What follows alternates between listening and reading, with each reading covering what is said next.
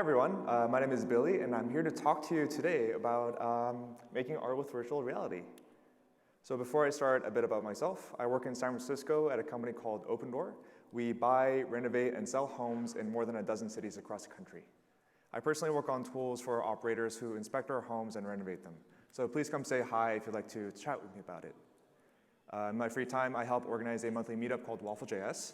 It's a series of 10-minute lightning talks with musical interludes and karaoke. And yeah, we just celebrated our 3-year anniversary, so I'm pretty happy about that. And this is our this is my handle on Twitter, where I'll be tweeting out a link to my slides and demo later today.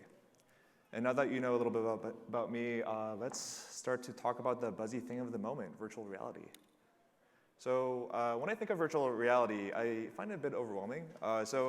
Like, at least in terms of the hardware choices, there's such a wide gamut of things, right? On the lowest end, you have the phone in a box model, where you put your phone in a Google Cardboard or Google Daydream and kind of play around with it.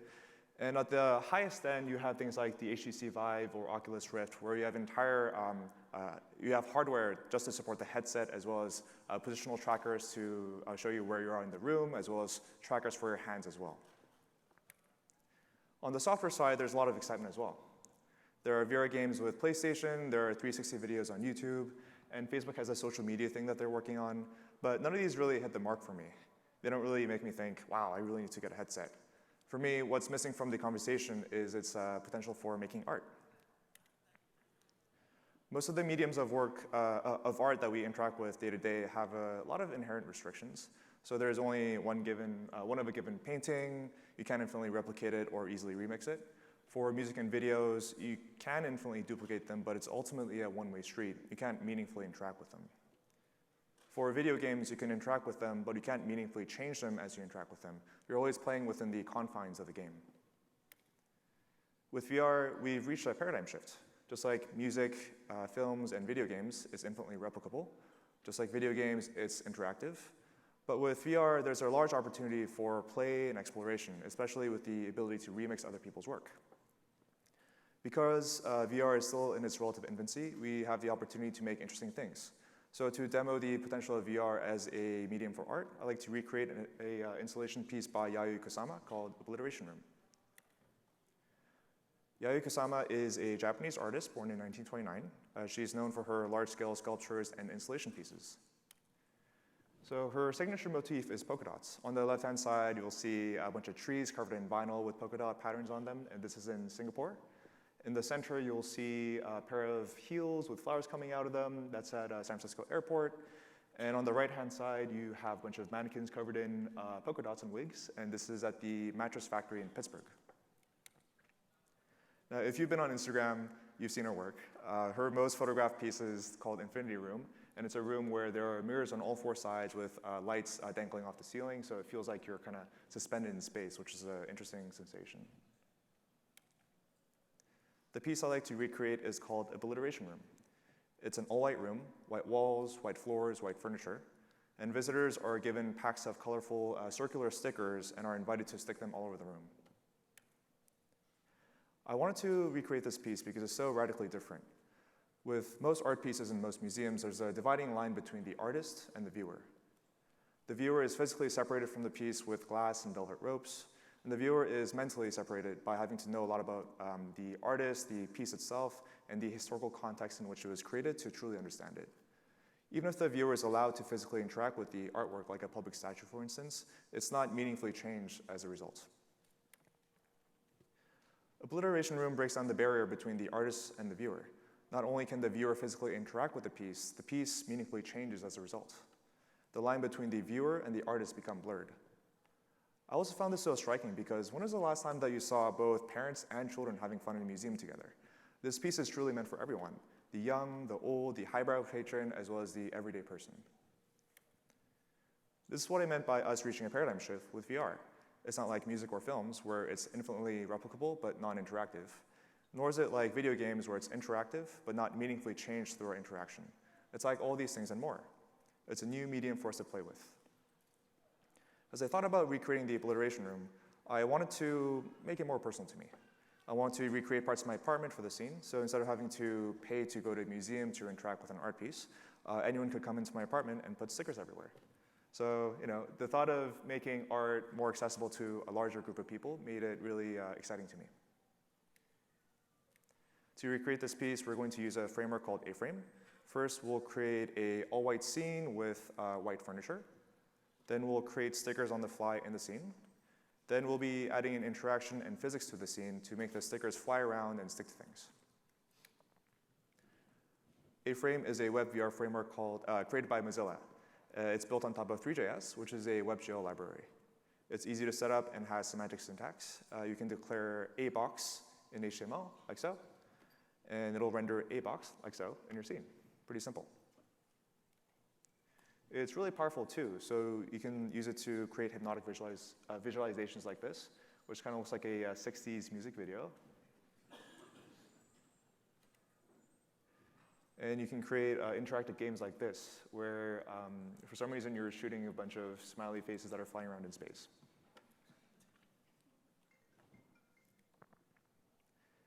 It supports the full range of devices, from the phone-in-a-box model like Google Cardboard or Google Daydream, to dedicated devices like HTC Vive or Oculus Rift with positional trackers.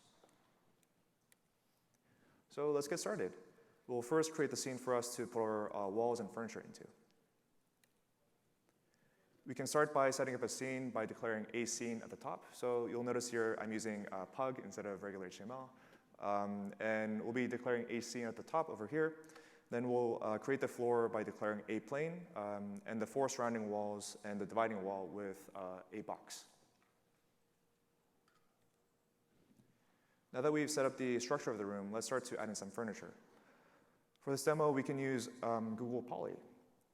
Google Poly is a library of 3D models, and you can download existing ones and remix them, or you can create completely new ones yourself and upload them.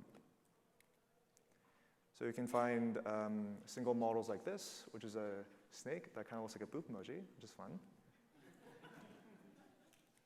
Or you can find more complex ones like this one, where it's a composite of many models. So you have a tent, a bunch of trees, a campfire, sleeping bag, a lot of things going on in this one.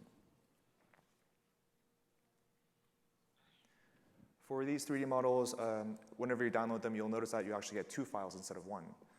One is the object file, which represents the skeleton of the model, which is the physical shape of the thing. And the other one is the material file, which represents the skin of the model, as in the materials and the colors of the thing. In this example, one dining set is rendered with both the object file and the material file, and the other one is rendered with just the object file.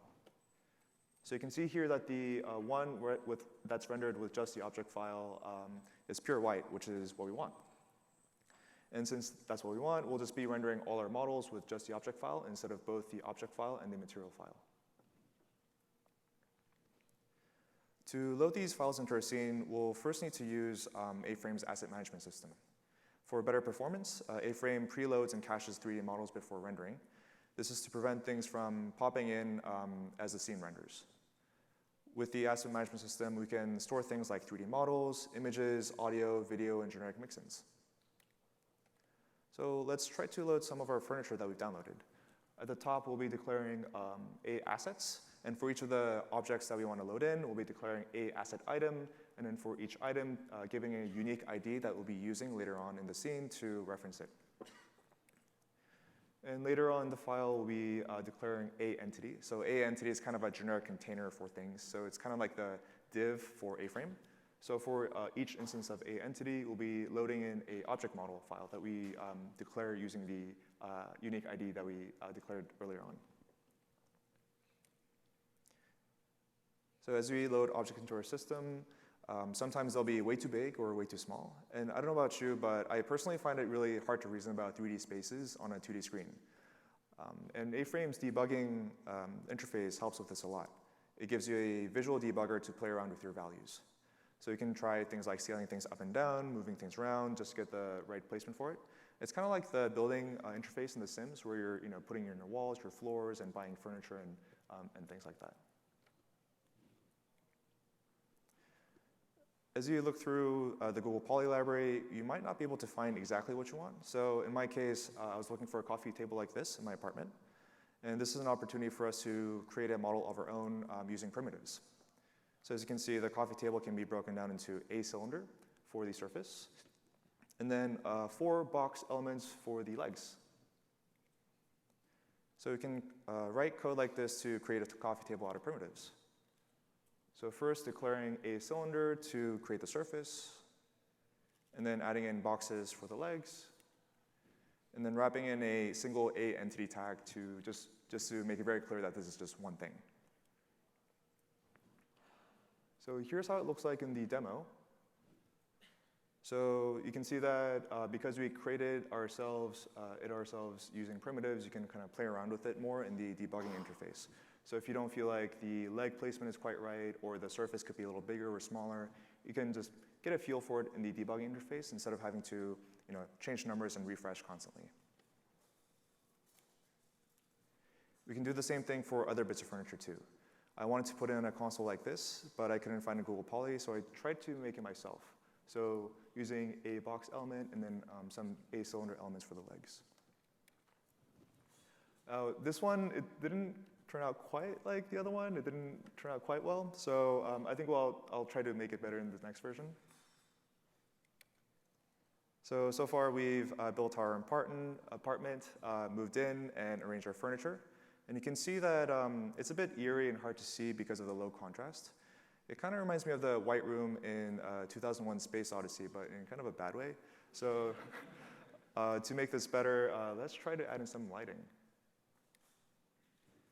A-Frame makes it really easy to add lighting to a scene.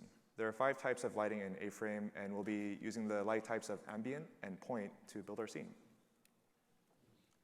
Ambient lights affect all entities in a scene and aren't dependent on position.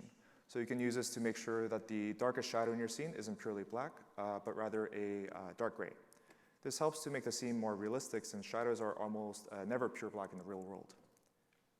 Point lights affect entities all around them in all directions and are dependent on position. This is useful to simulate things like light bulbs, which we'll be doing in our scene. Next, I'll go briefly over the 3 other lighting types. So spotlights, they're kind of like point lights, except they don't light things up in all directions. They only point in one direction, like a spotlight or a bat signal over here. Directional lights simulate things like the sun. So it shines at a specific direction, but it's position agnostic. So for our scene here, it would kind of make it look a little too moody, like Sin City, so that's not good. And then hemisphere lights are like ambient lights, except they let you use 2 different colors. So this might be useful for recreating the Hotline Bling video, which might be fun. This is an example of how the lighting API works in A-Frame. It's pretty simple. So you can declare a type here, which are ambient, directional, hemisphere, point, or spot. And for each type, you can set color and intensity. And then for each lighting type, there are additional parameters that you can set as well. So for point, you can set things like decay, how quickly the light should decay from the source, and distance, how far the light should reach. In this example, you'll notice that as soon as you add lighting to any object in the scene, it turns off the default lights. So this means that we have to be more intentional about where and how we place our lighting elements. So to figure out the exact coordinates in the lighting options, we can play around with it in the debugger. Here we're playing around with decay, distance, and intensity to see what feels right for the scene.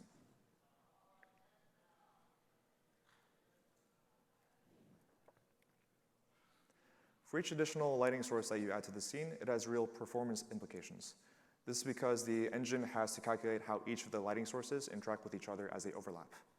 When I first put together this demo, I had around 12 lighting sources, which gave me around, well, actually well below 20 FPS, and it was pretty terrible. So for the demo, I whittled it down to 3 lighting sources, which keeps it well above 30 FPS. This is what the finished product looks like. With custom lighting, there's higher contrast, so now you can actually see the dining room set, the TV, and the rest of your apartment instead of all looking kind of eerie and low contrast and kind of bizarre. Now that we've placed our lighting sources, we can start thinking about stickers.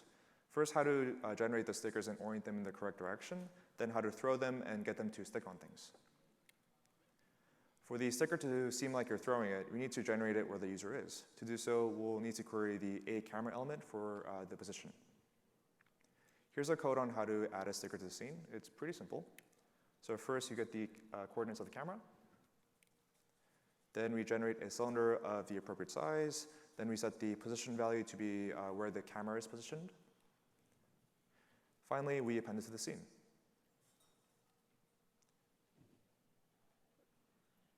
You can see here that as we spawn a sticker, you'll notice the sticker is always facing up. It would feel more natural for the sticker to face you as you spawn it, and this means that we would need to know the direction the camera is facing. This part is a bit more complicated than grabbing the coordinates of the camera, as it requires a bit more vector math. As we play around in the inspector, we can see that we want to rotate the sticker along the x-axis when you look up and down, and along the y-axis as we look side to side. These rotations should be set in such a way that they're always facing us. When you call this function, you'll get back 3 numbers that represent which direction you're looking at in 3D space. You can think of x and z as the direction that you're looking at side to side, and y represents whether you're looking up or down or something in between. Here's a diagram that might help explain what's going on here. So in this example, the camera is facing due north. So when you're facing due north, x is 0, z is 1. When you're facing south, x is 0 and z is -1. The issue here is that regardless of whichever direction we're facing, the stickers are always spawning up where the camera is located. What we want is 2 things.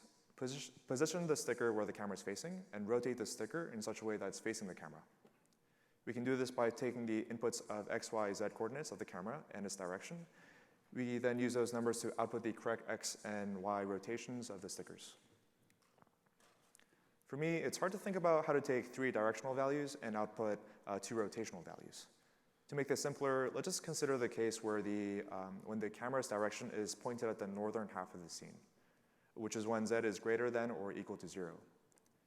Once we solve it for that case, we can just flip the y value for when z is lesser than 0 to get the mirror image. This gets us the correct rotation. So in this diagram, you can see that the rotation remains the same whether you're facing due north or due south. But when you're facing northeast, the rotation is a mirror image of when you're facing southeast. Same thing for northwest and southwest.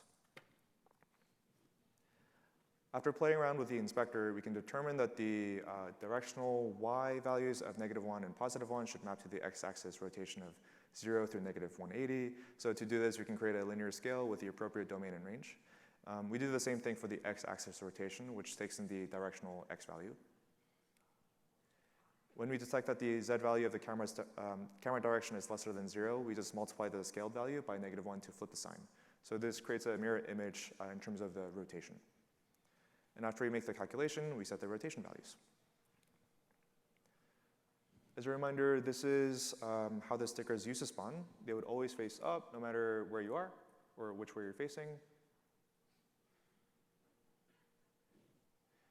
With the changes, you can see that the stickers are always facing us no matter which way we face. So far we've covered how to position the sticker correctly and set the rotation such that it always faces us. Next, we'll be figuring out how to launch the sticker using a physics engine. A-frame doesn't come with physics out of the box. So this means that it doesn't have things like gravity, collision events, and dynamic motion. Thankfully, there's a great package out there called A-frame physics system. It's built on top of Canon.js, which is a WebGL physics engine. Before we can get started with adding motion to our scene, we should talk about the concept of bodies. So bodies are things that the physics engine can interact with that surround an entity. In A-frame physics, there are 2 kinds of bodies, dynamic bodies and static bodies. Dynamic bodies move freely, they have mass and react when they collide with another object. They also fall if gravity is enabled. Static bodies are fixed, or animate in a fixed way. So when they collide with other objects, the static bodies are unaffected. If we reduce that the sofa as dynamic body, for example, so if we reduce that the sofa as dynamic body, for example, the sofa would go flying as we put stickers on it. So in this model, we would want our furniture and walls to be static bodies, and we want, so when the sticker collides with them, they shouldn't move like this. And we want our stickers to be some blend of both. We want the stickers to be dynamic as they fly through the air, but when they hit something, they should stick and remain stuck. With this in mind, let's start putting in motion to the scene. As we did previously, we need to get the vector of the direction the camera is facing, so we can launch the sticker in that direction by directly setting the velocity on the sticker's body. Now keep in mind that we do this after the physics body of the element has loaded, which happens after the initial rendering.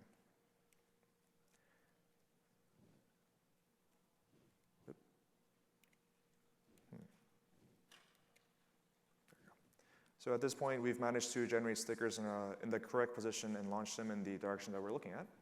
However, we can see that the sticker is simply just bouncing off the furniture and walls instead of actually sticking to them. And this is because the stickers remain dynamic bodies after they collide with a static body. So to fix this, we'll be creating collision event listeners on the stickers. When the sticker collides with an object, we can check to see what it collided with. If it collided with a static body, then we know it's either the walls or the furniture and that it should stick. At that point, we can have it remain stationary by turning it into a static body. So here, you can see that as soon as the sticker hits a static body, it turns into a static body itself. So that makes it stop moving and makes it look like it's sticking to the sofa. In the previous clip, you'll notice that the stickers don't stick perfectly on the surface of the models, and this is because of how the physics engine interprets models. They don't respect the curvature of the leaves of this plant or the individual cushions on the sofa. And this is because the physics engine interprets the models as primitive shapes rather than the complex models that they are. This is to make the engine more performant. You can see how the physics engine sees each of the models through the debug mode.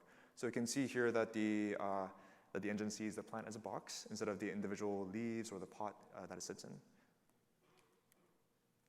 Now, there's a slight bug with the physics engine.